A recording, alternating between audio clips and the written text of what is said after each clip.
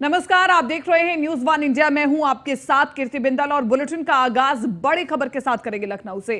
थोड़ी ही देर में बीएसपी की अहम बैठक शुरू होने वाली है। पार्टी सुप्रीमो मायावती की अध्यक्षता में बैठक होगी। पार्टी कार्यालय में बैठक होगी। निकाय में हार पर मंथन होगा और प्रदेश अध्यक्ष समेत जिले के सभी नेता शामिल हो रहे हैं। बैठक में लोकसभा चुनाव की भी रणनीति बनाई जाएगी। तो देखिए, बड़ी खबर आपको बता रहे हैं, हार पर मंथन और 24 की टेंशन भी, दोनों चीजें साथ में होंगी। बैठक में लोकसभा चुनाव की रणनीति तो बनेगी ही, लेकिन निकाय चुनाव में कहां कमी रह गई और किसकी कमी रह गई, इस पर मंथन होगा। बीएसपी सुप्रीमो मायावती आगामी चुनावों को देखते हुए कोई भी मौका नहीं छोड़ना चाहती हैं और बड़ा सवाल यह है कि क्या कोई एक्शन भी लिया जाएगा।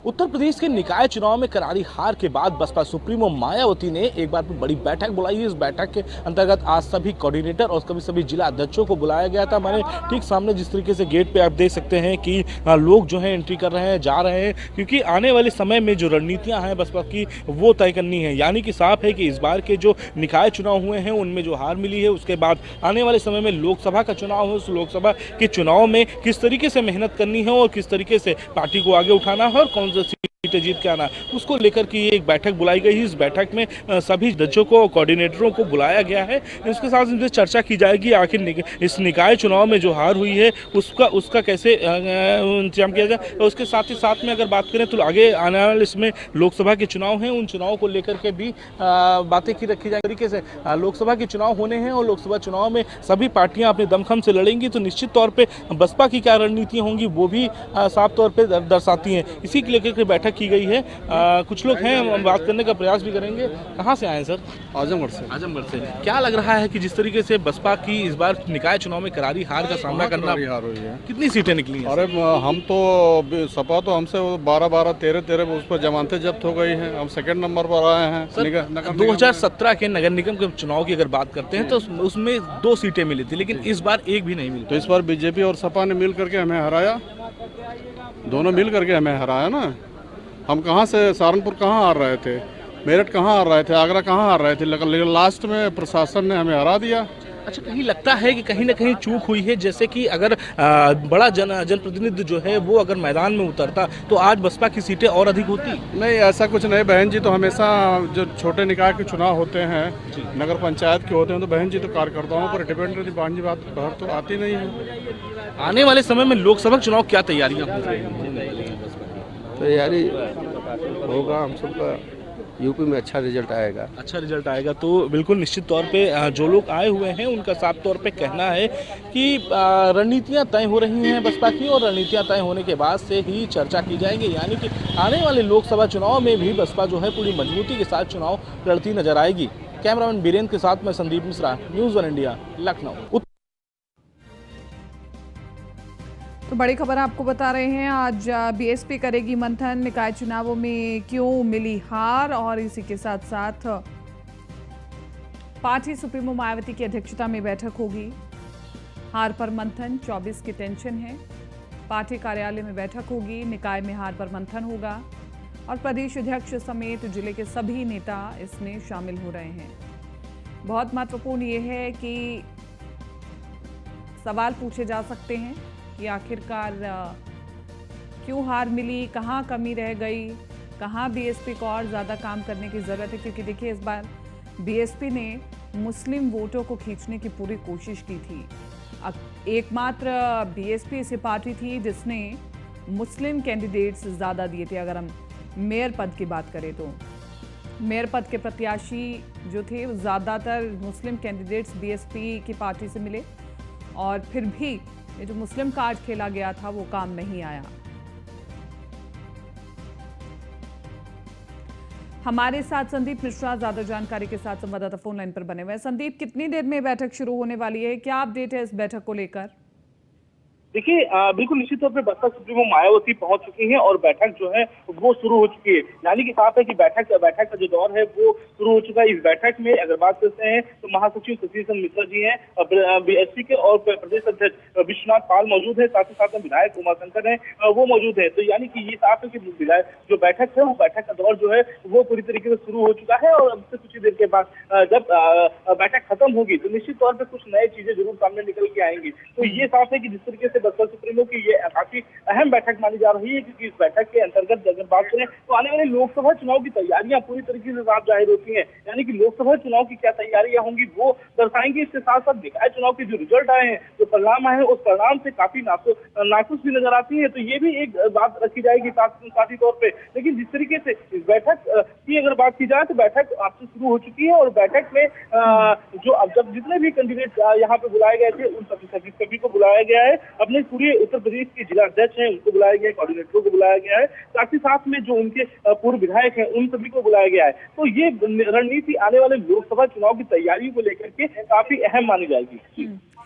बिल्कुल सभी को इकट्ठा करके और एक मंच पर लाना या फिर एक ही जगह पर ला करके चर्चा करना, संदीप, क्या ये भी दिखाता है कि एक्शन भी लिया जाएगा कि जो निर्देश दिए गए थे उनका पालन नहीं हुआ और कहां-कहां कमी रह गई निकाय चुनाव में हार की?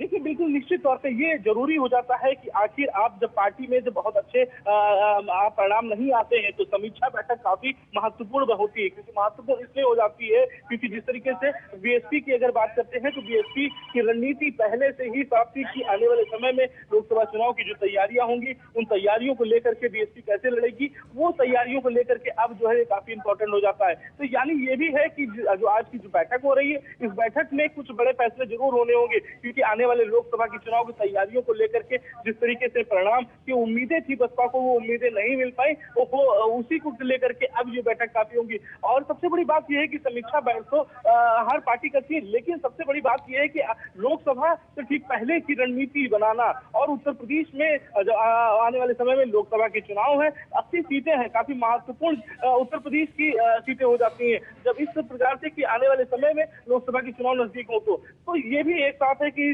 रणनीति के अंतर्गत पार्टी किस तरीके से अपने कार्यकर्ताओं को उत्साहित करती है, पार्टी किस कार्यकर्ताओं तक अपने कार्यकर्ताओं या जन जन जाकर जन जन सुखाए का जो नारा है उन नारे के अंतर्गत कितना काम करती है। तो इस कड़ी को लेकर की इस बैठक को काफी महत्वपूर्ण माना जा रहा है। बसपा सुप्रीमो पहुंच चुकी है बैठक के लिए और बैठक शुरू हो चुकी है। जो पीछे साफ तौर पे जिस कमरे को हम दर्शाएंगे अपनी तस्वीरों के माध्यम से, जहाँ पे अतिरिक्त फोर्स लगाई गई है और उनकी सुरक्षा, तो इसी कक्ष के बाहर से जो है वो बैठक का जो है दौर वो शुरू हो चुका है। यानी कि साफ है कि जब बैठक समाप्त होगी तो निश्चित तौर पे कुछ जो चीजें होंगी वो निकल के सामने आएंगी, यानी कि रणनीतियां समझ में आएंगी कि आखिर रणनीति के अंतर्गत लोकसभा चुनाव में उतरने वाली है बसपा सुप्रीमो मायावती। इसके साथ ही साथ में ये भी एक प्रबल चीज देखने को मिलेगी कि आने वाले समय में जो तैयारियां क्या होंगी, क्या कुछ नए बदलाव देखने को मिल सकते हैं। बिल्कुल, ये तमाम नए बदलाव, तमाम नई रणनीतियों पर चर्चा होंगी और बड़ी बात यह है कि ये तमाम नए बदलाव और रणनीतियां बाहर निकल करके आएंगी, ये भी बहुत महत्वपूर्ण हो जाता है। संदीप, लेकिन अगर हम बात करें निकाय चुनावों की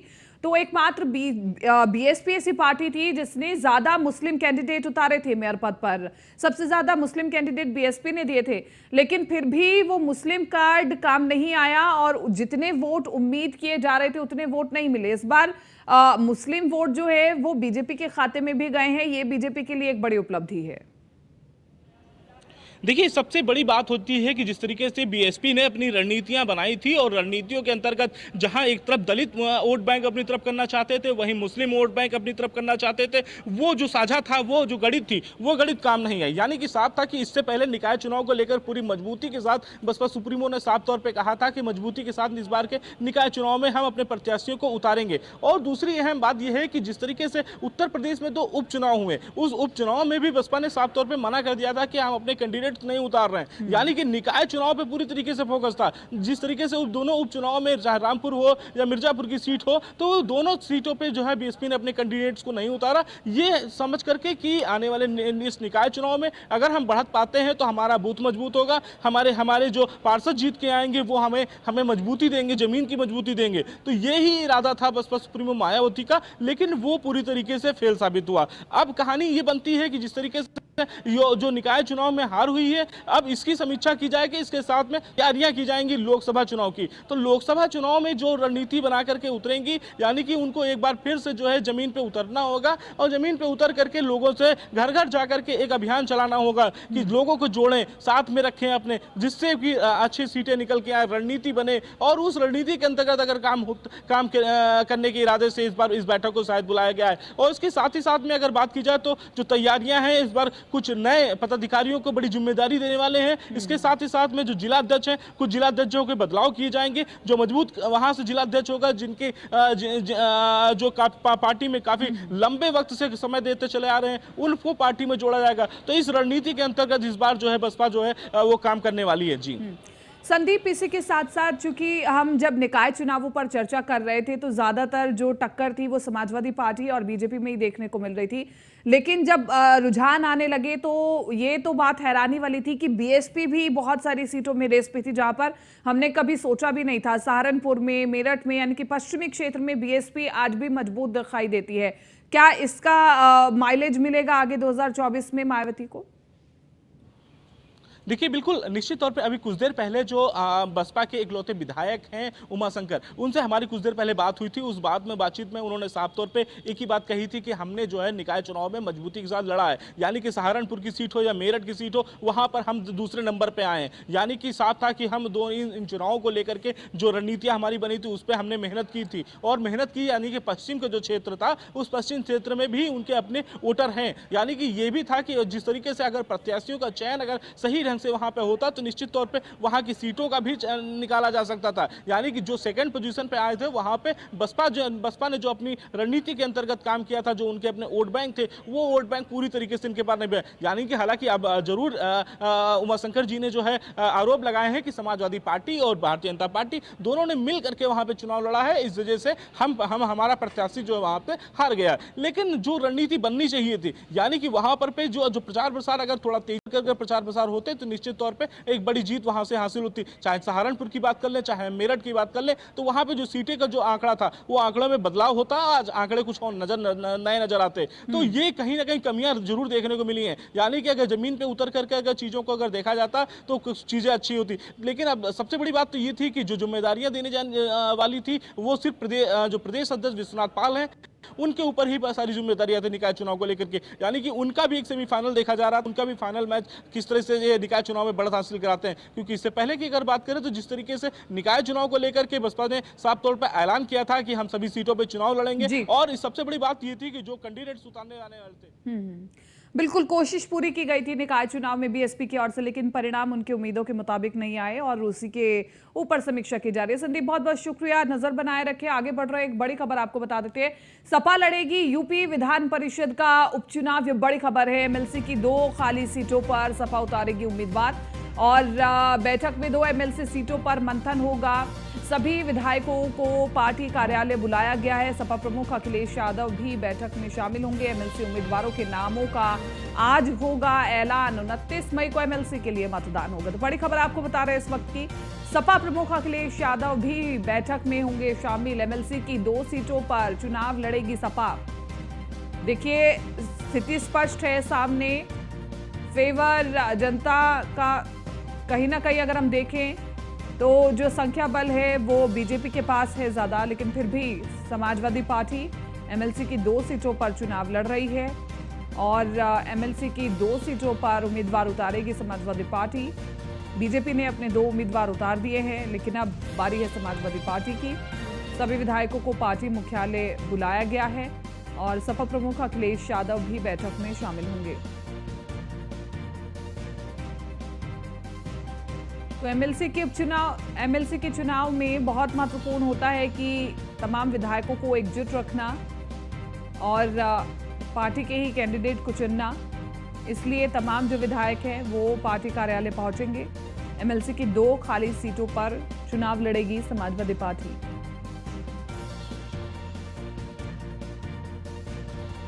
स्कंदिता इस पूरी खबर पर ज्यादा जानकारी हमें दे रही है, लखनऊ से लाइव बनी हुई है स्कंदिता बताएं अभी क्या तस्वीरें हैं, कब ये बैठक शुरू हो जाएगी और क्या तमाम विधायक समाजवादी पार्टी के पहुंचना शुरू हो गया है पार्टी कार्यालय पर?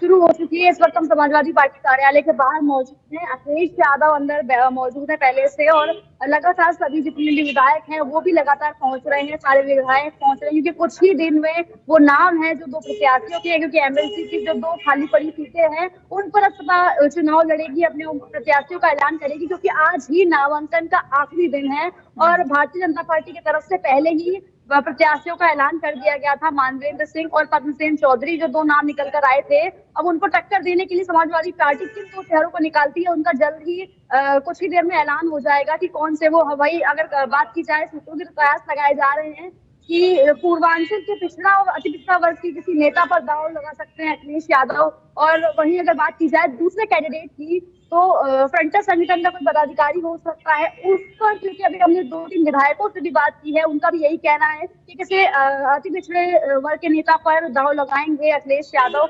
वही अगर चुनाव की बात की जाए तो आज नामांकन का आखिरी दिन है, 29 मई को मतदान होना है। और अगर चुनाव में देखा जाए कि किसका पलड़ा भारी है, क्योंकि एमएलसी का चुनाव है, विधायक वोट करते हैं और वो चुनाव जीतने के लिए कम से कम 202 विधायकों के मत की जरूरत होती है। और ऐसे में भारतीय जनता पार्टी के विधायक सबसे ज्यादा है, तो कहीं ना कहीं लग रहा है कि जो चुनाव है वो भारतीय जनता पार्टी के पक्ष में जाएगा, उनके खेमे में जाएगा।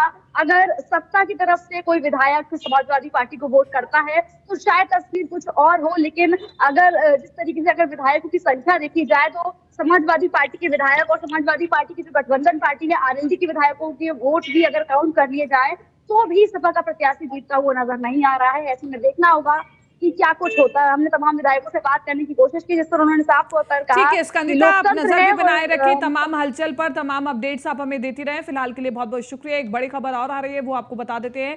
बंदायूं के दातागंज विधानसभा क्षेत्र से 4 बार विधायक रहे अवनीश कुमार सिंह का निधन हो गया है, जो 79 साल के थे। करीब 1 साल से उनका उपचार चल रहा था और 20 जनवरी 2021 को अवनीश कुमार सिंह अपने गांव मझारा में ठोकर खाकर गिर गए थे। उन्हें ब्रेन हैमरेज हो गया था। उनका कई बड़े शहरों में उपचार भी चला। बुधवार दोपहर उन्होंने अपने घर पर ही अंतिम सांस ली है।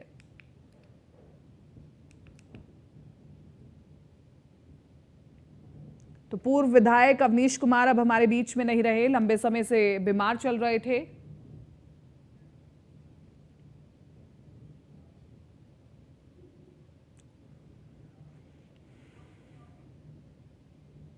अगली बड़ी खबर बता रहे हैं हापुड़ से। ट्रैक्टर ट्रॉली और बस की जोरदार टक्कर हुई है। एक ट्रैक्टर चालक की मौत हो गई है, कई यात्री घायल बताए जा रहे हैं। करीब 10 यात्री इसमें घायल हुए हैं, 7 की हालत नाजुक बताई जा रही है। कोतवाली गढ़मुक्तेश्वर के ब्रजघाट पुल की घटना बताई जा रही है। तो इस वक्त की बड़ी खबर, करीब 10 यात्री घायल हुए हैं, 7 की हालत नाजुक बताई जा रही है। कोतवाली गढ़मुक्तेश्वर के ब्रजघाट पुल की घटना है। हापुड़ से बड़ी खबर, ट्रैक्टर ट्राली और बस की जोरदार टक्कर। एक ट्रैक्टर चालक की मौत हो गई है, कई यात्री इसमें घायल बताए जा रहे हैं और इसी के साथ साथ करीब 10 यात्री घायल हुए हैं, 7 की हालत नाजुक बताई जा रही है। कोतवाली गढ़मुक्तेश्वर के ब्रजघाट पुल की घटना है और हापुड़ से बड़ी खबर है, ट्रैक्टर ट्रॉली और बस की जोरदार टक्कर।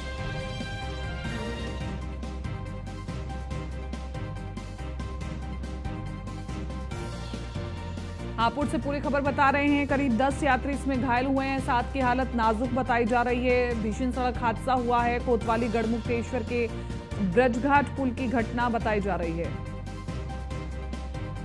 ट्रैक्टर ट्रॉली और बस की जोरदार टक्कर।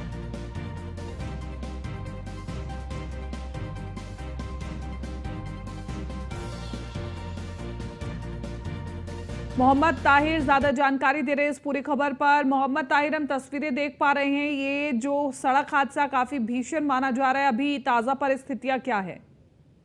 हाँ जी, आपको बताना चाहूंगा, देर रात की घटना है जहां एक ट्रैक्टर है जो ईंटों से भरा हुआ था और वो बताया ये भी जा रहा है कि वो कुछ तकनीकी खराबी की वजह से खराब हो गया था और वो सड़क किनारे जो है उसको साइड में जो उसका चालक है खड़ा कर दिया और जो उसके नीचे वो लेट गया था, सो गया था।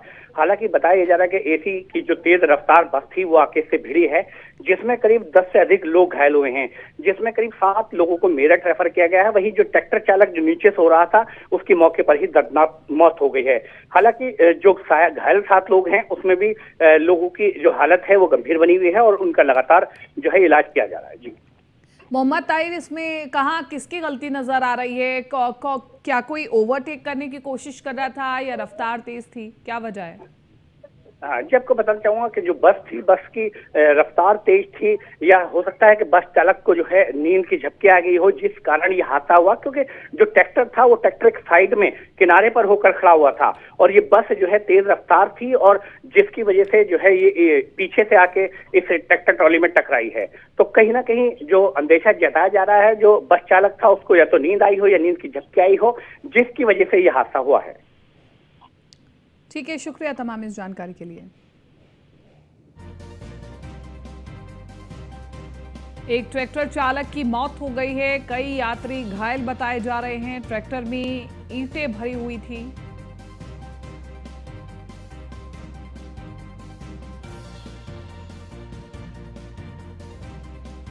कोतवाली गढ़मुक्तेश्वर के ब्रजघाट पुल की पूरी घटना बताई जा रही है। हापुड़ से ही अगली खबर आपको बता दें, चाइनीज ऐप से लोन देने के नाम पर ठगी का पाकिस्तानी कनेक्शन दिखाई दे रहा है। 1000 से 10,000 का लोन देकर लोगों की निजी जानकारी इकट्ठा करने का आरोप है। इसके बाद न्यूड फोटो वायरल करने की धमकी देते थे। 1000 से 10,000 का लोन देकर होता था ब्लैकमेलिंग का काला खेल। पुलिस और साइबर सेल ने 3 आरोपियों को गिरफ्तार किया है। पकड़े गए आरोपियों का पाकिस्तान और बांग्लादेश से कनेक्शन सामने आए हैं। पाकिस्तान में बैठा आरोपी पकड़े गए आरोपियों से ठगी करा रहा था। पाकिस्तान और बांग्लादेश से आरोपियों को मिलता था डाटा और ठगी मामले का मुख्य आरोपी अभी भी फरार चल रहा है। पिछले 9 महीने में 25 से 30 लाख की ट्रांजैक्शन कर चुके हैं। आरोपियों से 5 मोबाइल, लैपटॉप, लग्जरी कार और नकदी बरामद की गई है। थाना कोतवाली पुलिस और साइबर सेल ने इसका खुलासा किया है।